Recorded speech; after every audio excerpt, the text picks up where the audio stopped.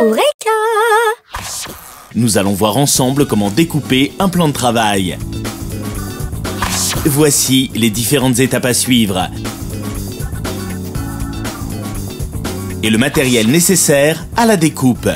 Une scie circulaire, une scie sauteuse, une équerre, un guide pour scie, une lame inversée et un mètre ruban. Première étape, prise des mesures. Si vos meubles sont dans un angle de la cuisine, il suffit de vérifier que l'angle concerné est un angle droit. Pour cela, placez l'équerre dans le coin et vérifiez l'équerrage. Pour la mesure, il est important de mesurer la longueur du plan de travail à l'arrière et à l'avant des meubles. Les meubles étant des volumes réguliers, ces deux chiffres devront être identiques.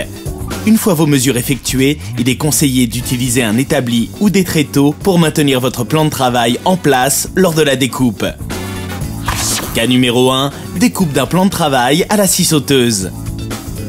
La découpe à la scie sauteuse est une découpe minutieuse, plus lente que la scie circulaire. Le trait de coupe devra être reporté sur la face utilisée du plan de travail. La méthode n'impose pas d'utiliser le guide. C'est à vous de prendre la décision. Pendant le sciage, plaquez fermement la scie contre le plan de travail. Équipée d'une lame à dents inversée, la scie aura plus de tendance à sauter. Cas numéro 2, découpe à la scie circulaire. La découpe à la scie circulaire est plus adaptée pour les bois durs ou les plans de travail ayant une forte épaisseur. La lame étant plus rigide qu'une lame de scie sauteuse, la découpe sera plus proche de l'angle droit. Mais attention, l'usage d'une scie circulaire doit se faire avec une extrême prudence.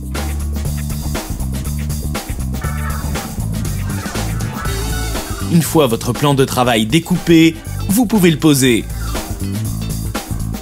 Et maintenant, c'est à vous de jouer. Sur Eureka.fr, vos questions sont entre de bonnes mains.